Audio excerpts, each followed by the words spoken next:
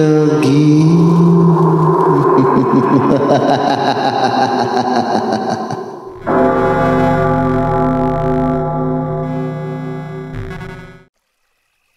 Walang ano-ano'y malakas na hangin ang humagpis sa loob ng silid matapos parang otomatik na bumukas at agad ding sumara ang pintuan nila Samuel. Sa isang iglap lang ay may lumitaw na isang babaeng gabunan sa harap mismo nila Samuel. Humanda si Samuel para sana labanan ito, ngunit laking gulat niya nang magsalita ito. "Sandali Samuel, si Lenida ako." Pasigasing na wika ng may bahay pala ni Samuel. Si Popong na may hahatawin pa rin sana si Lenida dahil sa pagdududa, pero agad din nitong napigil ang sarili nang agad bumalik sa dating anyo si Lenida. "Isa kang gabunan?" Windang naanas ni Samuel. "Paanong?" "Saka ko na ipapaliwanag ang lahat, Samuel." Putol ni Lenida sa pagsasalita ni Samuel. "Kailangan na nating magmadaling tugisin ang lahat ng masasama kong kalahi. Alam na nila ang binabalak ninyong gawin ni Kuya Popong. Isinuplong ng isa kong taksil na kapatid ang lahat nang puntahan ko ang aking pamilya para sana sila ay mapasailalim sa mabuting sumpa na lihim kong ipinakipagsumpaan noon kay Lolo Destor." Anong ibig mong sabihin?"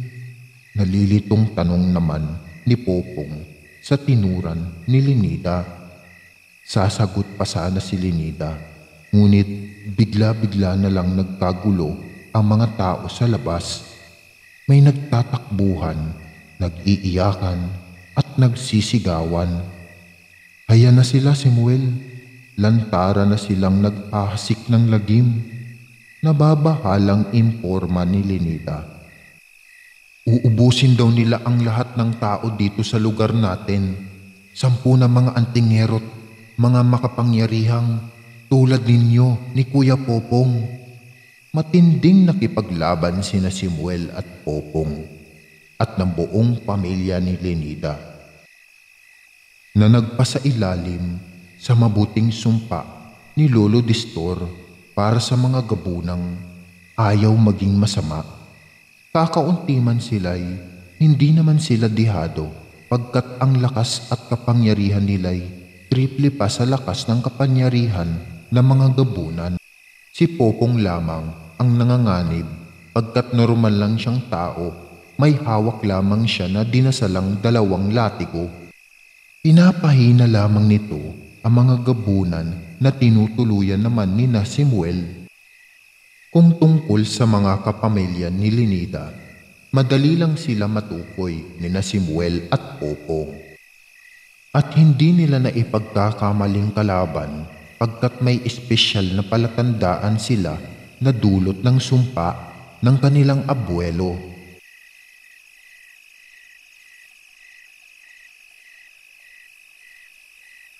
Sa paningin nila'y kulay abo ang kulay ng buhok ng mga ito sa halip ng puting-puti.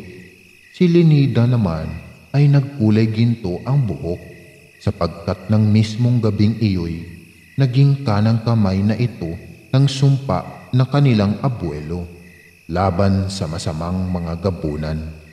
Dumanak ang dugo sa baryo nila Samuel.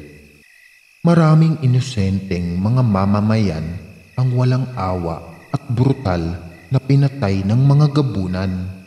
Ngunit marami rin namang napatay sina Samuel na mga gabunang pagkaliksiliksing kumilos at lumipad at lubhang mga tuso sa pakikipaglaban. Bandang huli, nang mapagtanto ng natitirang mga gabunan, nakakaunti na lamang sila'y napagpasya ang mga itong umatras at tumakas. Nagdiwang sina Samuel sa kanilang tagumpay. Masaya sila at maluhaluhang nagyakapan. Si Popong bandang huli dahil sa labis na pagod ay biglang nawalan ng malay. Kaya naman binuhat ito ni Samuel at nagpasya silang umuwi na parang pagyamanin ito. Maligayang pagbabalik mga apo. Pagpasok nila Samuel sa kanilang bahay ay bungad agad sa kanila ng kanilang lolo Distor. Akay nito ang dalawang anak ni Samuel.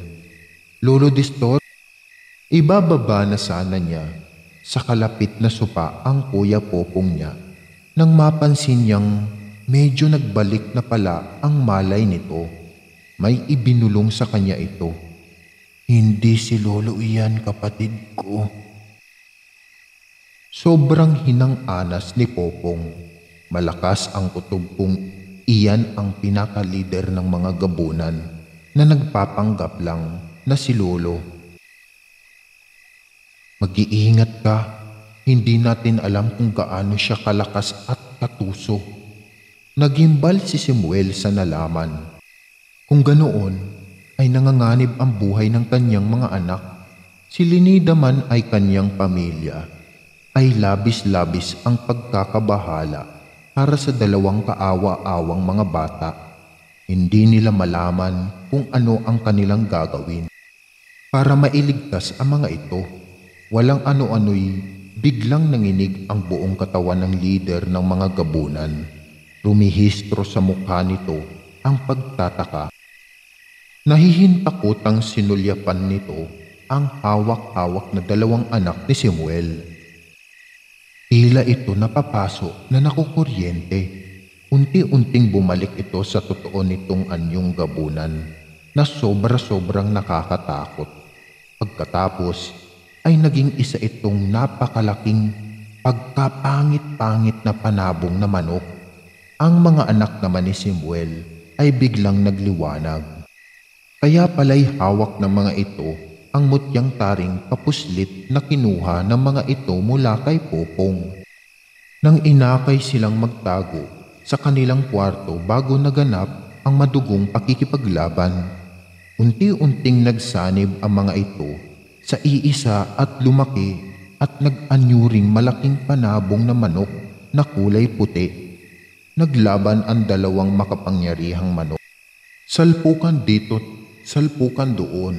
Maraming beses na lumapasay ang puting manok. Ano pat halos manlumos sina Samuel. Ngunit kada lagapak nito'y agad din nakakabangon at katakatakang agad naghihilom. Ang natatamong mga sugat, tila rin lalo itong lumalakas habang tumatagal ang laban. Sa huli tinangkang tumakas at lumipad ng nagtatalong leader na gabunang anyong manok.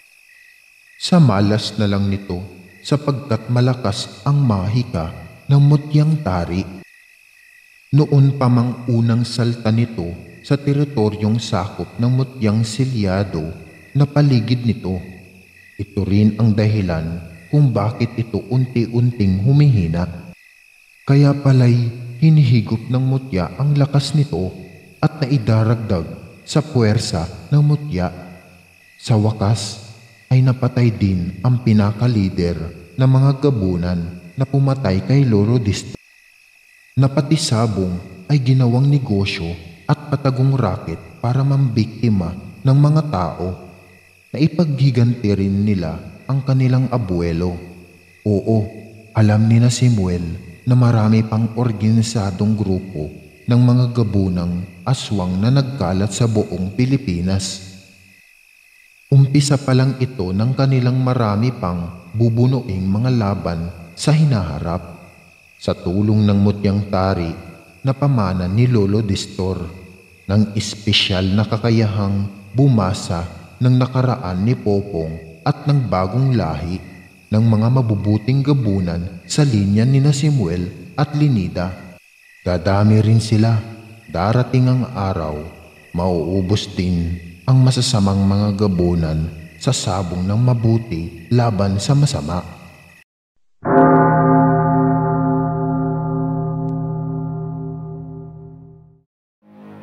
Maraming salamat mga giliw naming tagapakinig. Huwag po nating kalimutan mag-subscribe at mag-like ng ating channel.